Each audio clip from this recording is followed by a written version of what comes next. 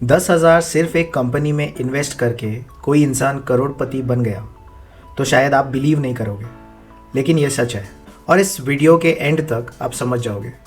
Stock market क्या होता है, लोग करोड़्स कैसे बनाते हैं, कंपनी को पैसा कहाँ से मिलता है और सबसे इम्पॉर्टेंट, आखिर शेयर्स की वैल्यू बढ़ती कैसी है। तो बिना स्किप किए वीडियो देखो। इस छोटे से वीडियो से आपके स्टॉक मार्केट का फाउंडेशन क्लियर हो जाएगा। तो ये सीरीज़ होने वाला है जहाँ पे हम शेयर मार्केट के बेसिक्स को समझेंगे और आगे जाके हम ऐसे ही कोर्सेज बनाएंगे जिससे हम share market, technical analysis, personal finance, ये सारे टॉपिक्स जो फिनेंस रिलेटेड हैं इसे सीख सके। शेयर मार्केट या स्टॉक मार्केट के बारे में शुरू करने से पहले चलिए जानते हैं एक छोटी सी कहानी। एक 11 साल का लड़का स्कूल के बाद न्यूज़पेपर बेचता था, कोक की बॉटल्स कलेक्ट करता था, छोटे मोटे बिजनेसेस भी करता था और जो पैसा बचता था वो इन्वेस्ट करता था। उसने सिर्फ 11 साल की एज में स्टॉक मार्केट में इन्वेस्टमेंट स्टार्ट कर दिया। उस लड़के का नाम था वॉरेन बफेट। उसने बोला था मैं 30 साल की एज तक मिलियनियर बन जाऊंगा और वो बन गया। आज दुनिया के रिचेस्ट इन्वेस्टर्स में वॉरेन बफेट एक है। क्वेश्चन ये नहीं है कि वॉरेन बफेट जीनियस था, क्वेश्चन ये है उसने ऐसा क्या समझा जो बाकी लोग नहीं समझ पाए, और उसका आंसर है स्टॉक मार्केट। स्टॉक मार्केट क्या है? चलिए एक सिंपल एग्जांपल लेते हैं।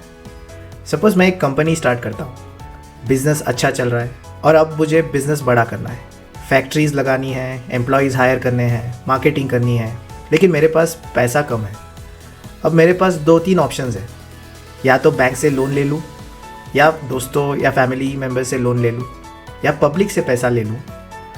अगर मैं पब्लिक से पैसा लेता हूँ तो बदले में मैं मेरी कंपनी का छोटा सा हिस्सा दे दूँगा।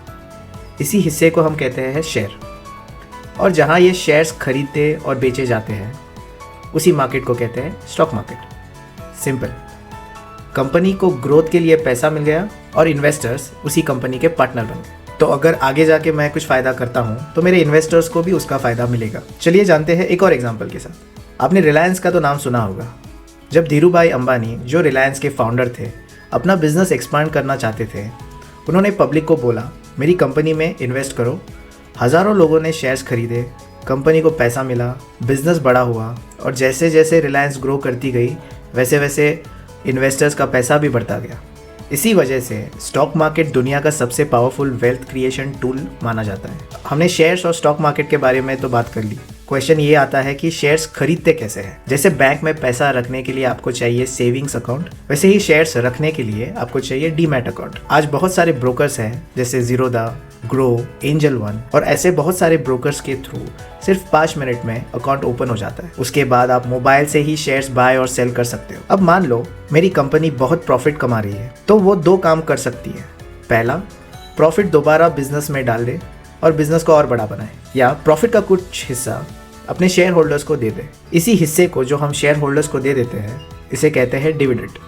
हर कंपनी डिविडेंड नहीं देती क्योंकि ये कंपलसरी नहीं होता है, और डिविडेंड देना या ना देना ये कंपनी का डिसीजन है। अगर कंपनी को लगता है कि इस प्रॉफिट के पैसे को वो यूटिलाइज करके बिजनेस को और बड़ा बना सकती है तो उस सिनेरियो में कंपनी डिविडेंड नहीं देती है। और अगर कंपनी को लगता है कि इस पैसे को हम अपने शेयर होल्डर्स में डिवाइड कर देंगे तो कंपनी उस समय पर डिविडेंड पे आउट करती है। सबसे बड़ा क्वेश्चन तो ये रहेगा कि शेयर की प्राइस बढ़ती कैसे है। सिंपल है, जब कंपनी ग्रो करती है, प्रॉफिट बढ़ता है, सेल्स बढ़ते हैं, फ्यूचर ब्राइट दिखने लग जाता है, तो लोग उसके शेयर्स खरीदने चालू कर देते हैं। डिमांड जब बढ़ती है और डिमांड जब बढ़ेगी तो प्राइस भी बढ़ेगा। इसी वजह से अच्छे कंपनीज लॉन्ग टर्म में इन्वेस्टर्स को अमेजिंग रिटर्न्स देते हैं। बहुत लोग सोचते हैं जिसका शेयर 20,000 का है वो कंपनी सबसे बड़ी होगी, और ये गलत अजम्पशन है। कंपनी का साइज़ शेयर प्राइस से नहीं, मार्केट कैपिटलाइजेशन से डिसाइड होता है। एक छोटा सा फॉर्मूला है जो आप याद रख सकते हो जिससे मार्केट कैपिटलाइजेशन कैलकुलेट होती है। तो market capitalisation basically share price और टोटल कंपनी के शेयर्स को जब हम मल्टीप्लाई करेंगे तो जो उसका अमाउंट या वैल्यूएशन आता है वही कंपनी की मार्केट कैपिटलाइजेशन है या कंपनी की वैल्यूएशन है। इसी मार्केट कैपिटलाइजेशन के बेसिस पे कंपनी को डिवाइड किया जा सकता है। जैसे कि अगर किसी कंपनी का मार्केट कैपिटलाइजेशन 1 लाख करोड़ या 2 लाख करोड़ के ऊपर है तो उसे लार्ज कैप बोला जाएगा। किसी कंपनी का मार्केट कैपिटलाइजेशन अगर 1 लाख करोड़ से कम है तो वो मिड कैप होगी। अगर किसी कंपनी का मार्केट कैपिटलाइजेशन 10,000 करोड़ से कम है तो वो स्मॉल कैप हो सकती है। ये कॉन्सेप्ट आपको फ्यूचर में स्टॉक सिलेक्शन में बहुत हेल्प करेगा। तो आज आपने समझा स्टॉक मार्केट क्या है, शेयर क्या होता है, कंपनीज पैसा कैसे उठाती है, डिविडेंड क्या है, मार्केट कैपिटल क्या है, और सबसे इम्पॉर्टेंट इन्वेस्टमेंट सिर्फ एक्सपर्ट्स के लिए नहीं होता। अगर आपको बेसिक समझ आ गई तो आप भी वेल्थ क्रिएट कर सकते हो।